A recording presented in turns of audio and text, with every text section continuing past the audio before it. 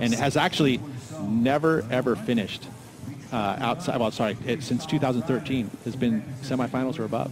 I mean, that's a high consistency there. Absolutely dominant here in Rio, as you said there. Of course, we've got the young rookie Caroline Marks, who's come onto the scene in a big way, certainly on the first two events of the Australian leg, and then Bronte Macaulay also from WA, who's had a real tough start to the championship tour. It just felt like in WA she found some momentum, she found some confidence. Number one seed coming into this one, takes that heat win, moves into round 3. So Sally Fitzgibbons, I think that her heat went exactly to plan.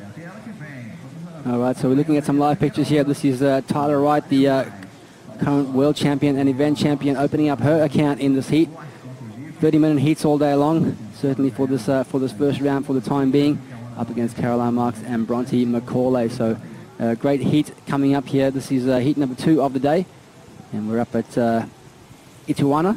We just see this replay here of Tyler Wright just finishing off that inside section. And she attacked it, you know. She was able to actually kind of give us a little bit of wowness to it because she disappeared from view. I mean, she has had great success here. Back-to-back championships here at the OE Rio Pro. And he's coaching a few of these guys now. As we see, this looks like Tyler Wright on her backhand, a nice looking wall. There's that big top turn combination that we're looking for. Just one turn on the outside, but she came off nice and square peed and found a section that stood up nice and tall. That's right, you know, and again, the critical sections are the ones that are the steepest on the face. That wave looked like it was going to be a great line on it, but it happened so quickly. Again, this is a great angle of it. See how she goes straight up, puts that board right at 12 o'clock, attacks that section, but just the one maneuver. Again, she'll improve her situation. She is going to add to that 2 points. I mean, this is much better than her .37. Up next, we have our first Brazilian surfer in the women's draw, our wild card, Thais Almeida, coming up against Malia Manuel and Stephanie Gilmore. As we see, this is Bronte Macaulay picking up a right-hander that's a bit more stretched out across the bank, opening carving to the pocket there, looking for the second combination turn, gets the fins out in that one, and rides out pretty cleanly there. So Bronte Macaulay now has locked in her first wave. Caroline Marks will grab priority.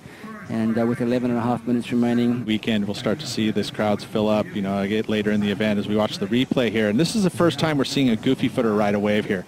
Gets that nice carve, and then look at this, some tail. Gets some tail above the lip, getting some release, so a little bit more of dynamic type of maneuvers. So see how the judges kind of feed into that. Like I said, that one turn, nice and critical, and she even got a bit of drift on the tail on the top section of that turn. So Tyler Wright's defending champion is getting off to a good start. But here goes Caroline Marks from the USA, looking to open up her event here at Saquarema. It's unfortunately for her a real soft wave that didn't offer any scoring potential whatsoever. Yeah, that's a bit of a bummer, but she's at that point in the heat where she knows she needs 2 waves, so she has to pull the trigger there.